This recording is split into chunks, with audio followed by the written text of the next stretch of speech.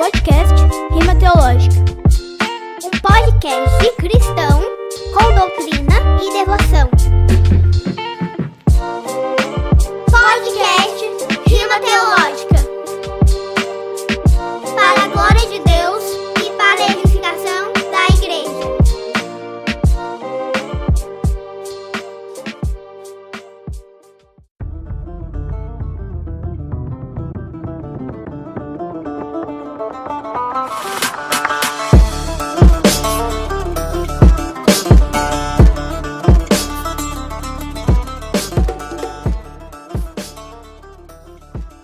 Voltei dando continuidade à série devocional no livro O Peregrino, de John Bunyan. E os irmãos vão me perdoar, mas eu estou um pouco resfriado, mas está tudo bem comigo. E nesse episódio nós vamos ver que o peregrino saiu da cidade da destruição e gritando vida, vida eterna, porque a sua esposa, quando ele foi alertado pelo evangelista, que apontou para ele a porta estreita, ele saiu correndo e sua esposa e sua família começaram a gritar para que ele volte. E não somente ele, mas também os vizinhos começaram a olhar e ridicularizá-lo. E nesse episódio nós vamos ver que dois vizinhos decidem ir atrás dele para buscar trazê-lo de volta para a cidade da destruição. Então vamos continuar. Diz assim: então em meu sonho vi o homem começar a correr. Palavras do narrador. Ele ainda não estava longe de casa, quando a esposa e os filhos o viram e começaram a pedir que voltasse. Mas ele tapou os ouvidos e correu gritando: vida, vida, vida eterna. Ele não olhou para trás enquanto dirigia-se ao meio da planície. Interessante esse, só uma breve reflexão, porque esse não olhou para trás nos faz lembrar da mulher de Jó, que olhou para trás e foi julgada. Como ele estava fugindo da cidade da destruição, nos faz lembrar também da destruição de Sodoma e Gomorra. E na vida cristã, nós, no início da vida cristã principalmente, nós somos tentados pelo mundo, pela carne, pelo diabo, a olhar para trás e racionalizar, para ver se o que deixamos para trás de fato valeu a pena em comparação com aquilo que almejamos em Cristo. E muitos, infelizmente, olham para trás. Os vizinhos também saíram para vê-lo correr. Alguns o ridicularizaram, outros o ameaçaram e outros pediram que voltasse. Entre aqueles que falaram para voltar estavam dois homens que tentaram buscá-lo à força. O nome de um era Obstinado e o nome do outro era Inconstante. O homem abriu uma boa vantagem de distância deles, mas estes decidiram segui-lo e conseguiram alcançá-lo. Então o homem perguntou: vizinhos, por que vieram? Eles responderam: para persuadi-lo a retornar conosco. Eu não sei se aconteceu com vocês, creio que sim, mas no início da minha caminhada cristã, me deparei com amigos, até mesmo podemos dizer bem intencionados, que queriam me chamar de volta, para que eu voltasse para a cidade da destruição. E eu falo de bem-intencionados no sentido de que eles creem que a mensagem da cruz é uma completa loucura, insensatez. Mas Paulo vai dizer em 1 Coríntios que se para o mundo, se para aqueles que perecem a mensagem da cruz é loucura ou insensatez, para nós que somos salvos é o poder de Deus. Então, na mente deles, eles gostariam de me trazer de volta à sensatez. E claro, que eles acabam sendo usados como instrumentos de Satanás para tentar nos persuadir, porque o inimigo está furioso, porque nós mudamos de time, verdadeiros vira-casacas espirituais. Nós estávamos no império das trevas e fomos transportados para o reino do Filho amado de Deus. E isso porque houve uma mudança em nosso coração.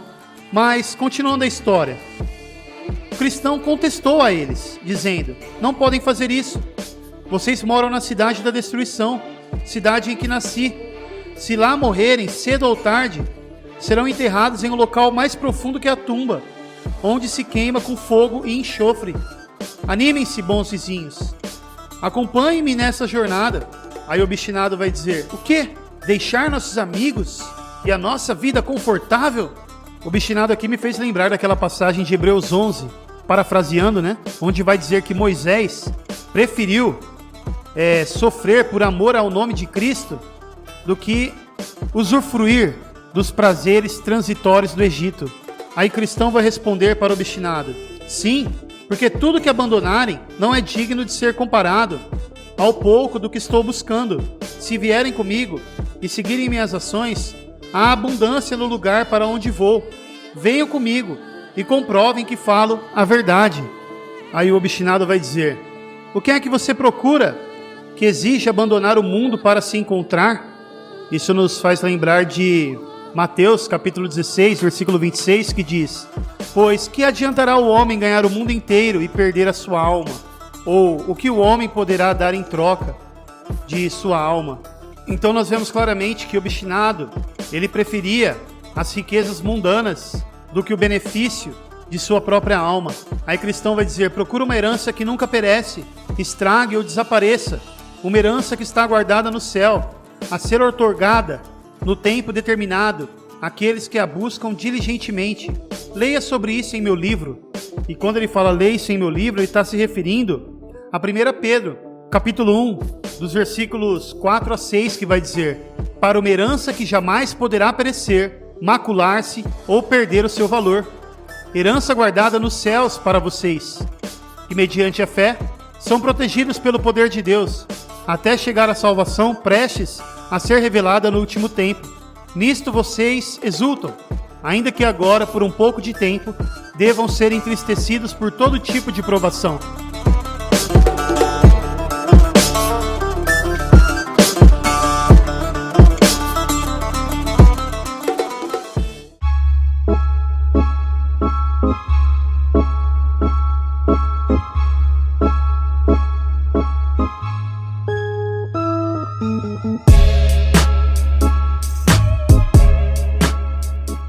Aí o obstinado vai responder: que bobagem, não me importo com seu livro, você voltará conosco ou não? O cristão vai responder: não, não irei, já coloquei a minha mão no arado. Aqui o cristão faz referência a Lucas 9, versículo 62, que vai dizer: Jesus respondeu: ninguém que põe a mão no arado e olha para trás é apto para o reino de Deus. E aí que surge a fala do outro vizinho, chamado inconstante, que vai dizer para o obstinado: não seja grosseiro. Se o que o bom cristão diz sobre as coisas que ele procura for verdade, talvez eu decida ir com ele. Aí o obstinado vai responder: o quê? Outro tolo, escute meu conselho e volte comigo. Nunca se sabe onde esse maluco levará. Seja sábio e volte para casa. Não, acompanhe-me, inconstante. As coisas que lhe falei estão esperando, e outras tantas coisas maravilhosas. Se não crê no que digo, leia neste livro, e a verdade dita será confirmada pelo sangue daquele que o escreveu. Ou seja, se referindo aqui à nova aliança da graça, que foi selada pelo sangue de Cristo. Vemos isso lá em Hebreus capítulo 9, dos versículos 17 ao 22, Hebreus 13, versículo 20 e 21. Irmão, só uma observação. Eu estou fazendo justamente aquilo que eu tinha pensado em não fazer, né? Que eu gostaria de não ter feito, né? Mas agora vai, fazer o quê? Que é o episódio, estou vendo aqui que já está indo para 9 minutos. E eu gostaria de ter uma sequência, né, nos episódios. Vocês podem ver que o último episódio da série eu lancei faz uns 4 meses. Porque é trabalhoso, né? E cansativo também a gente fazer o podcast, editar depois, estudar, ler aqui o livro Peregrino, pensar, meditar. E acaba... muitas vezes eu não tenho tempo para isso, por causa dos outros projetos, inclusive a música, né? Que agora eu tô com a ideia de, para cada música lançada, lançar um podcast comentando a respeito da letra da música lançada. Isso é interessante, como uma espécie de conteúdo adicional, né? Para esse novo nome artístico que agora eu adotei, né? Porque antes eu usava Guilherme Zamba, e agora é Rima Teológica, que é o mesmo nome do podcast. E assim o ministério está unificado. Eu disse isso, acho que no último episódio passado eu expliquei a respeito disso. Beleza? Então, o que eu estou pensando? Nos próximos episódios, eu buscar fazer episódios mais curtos. Eu falo os próximos episódios da série, né? O Peregrino. Trazendo uma mensagem mais rápida e mostrando o ensinamento da passagem, né? Beleza? Porque o interessante é que você adquira também o livro O Peregrino. Eu recomendo o da editora Fiel, também tem o da Pão Diário e também tem o outro da edição Jardim dos Livros, né? Mas um que é bem legal é o da Fiel, que tem notas de rodapé. Aí é interessante você também adquirir e acompanhar junto com os episódios do podcast, né? Porque uma coisa é somente ouvir os episódios, mas ler o livro é outra experiência. Beleza? Mas é isso aí, esse episódio fica assim. Vamos continuar. Aí Cristão vai dizer para o flexível, que em alguns livros é o flexível, né? Mas estou usando o termo aqui, inconstante. Aí ele vai dizer: encontrei um homem chamado evangelista, que instruiu-me a chegar àquele portão estreito que está à nossa frente, onde receberemos as instruções sobre o caminho. Aí o inconstante vai dizer: vamos, bom vizinho, continuemos nessa jornada. Aí o inconstante e o cristão seguiram pelo caminho. E o obstinado ficou furioso e falou: quanto a mim, voltarei para casa. Não quero como companhia 2 homens tolos e influenciáveis. Aí o narrador vai dizer que em seu sonho, e vale lembrar também que o narrador, ele representa o próprio John Bunyan, que é o autor do livro, e o narrador vai dizer que toda essa história do peregrino se passa no sonho que ele teve, né? Quando ele foi para uma caverna, e nessa caverna ele deitou, dormiu e teve esse sonho. E essa caverna representa a prisão na qual John Bunyan se encontrava enquanto escreveu o livro, pois ele era um pastor batista, mas que não tinha licença para pregar, pois somente ministros ordenados pelo Estado, ou melhor dizendo, autorizados pelo Estado, poderiam pregar a palavra de Deus. Com isso ele foi encarcerado por aproximadamente 12 anos. Tem o primeiro episódio, que é o episódio introdutório da série, chamado Quem Foi John Bunyan? Recomendo que você ouça esse episódio, ficou muito legal. Então nós vemos aí que cristão e o inconstante seguiram pelo caminho. E inconstante ia fazendo perguntas a respeito do tesouro que o cristão aguardava, né? Só que nós vemos que, vou resumir aqui já, que o inconstante ele tinha em vista somente uma riqueza carnal, somente prazeres e deleites mundanos. E o cristão não. O cristão ele buscava a cidade celestial, porque na cidade celestial estava a presença do rei da cidade celestial.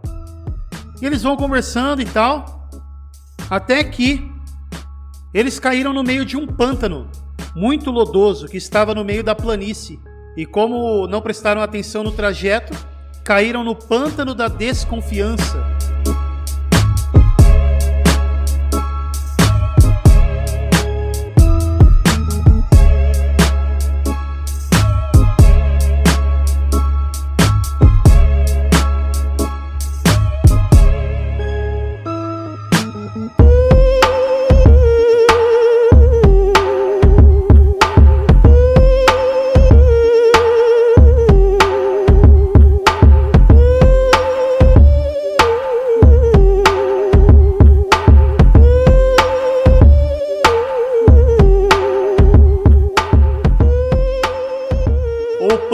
Desânimo, como está em outra tradução. Prefiro o pântano do desânimo.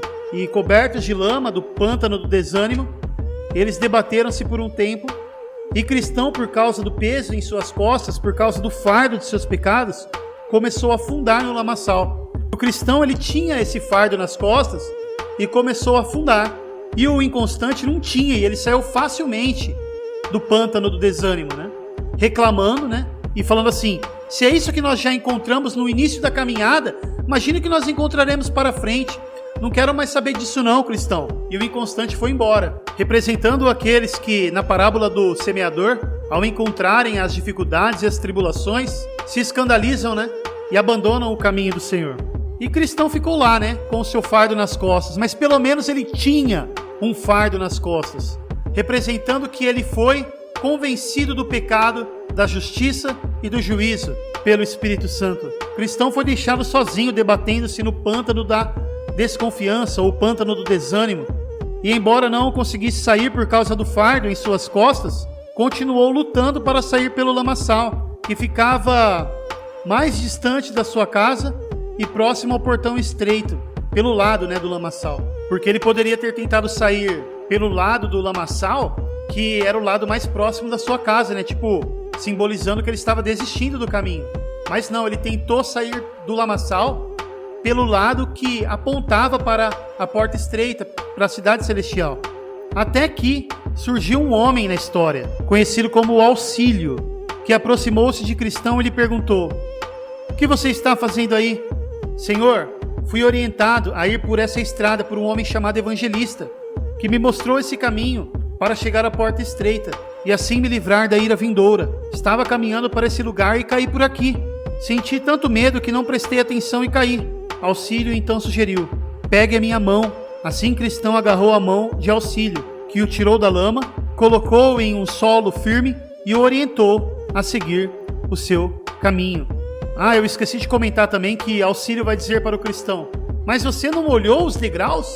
Que eram os degraus que, se o cristão atentasse, que se ele caminhasse pelos degraus, ele não teria caído no pântano do desânimo. E esses degraus são as promessas de Deus, que são encontradas na palavra de Deus, representam as promessas de Deus.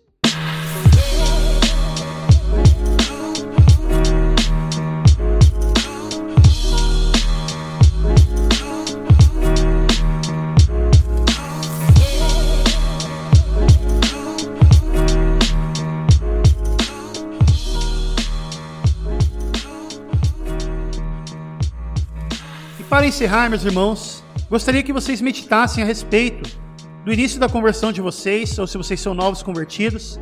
Saibam que vocês vão se deparar com pessoas como o obstinado e o flexível, que também é chamado de inconstante, que vão querer trazer vocês de volta para a cidade da destruição. E pode ser que sejam até mesmo pessoas de sua própria família, que queiram te afastar do caminho do Senhor.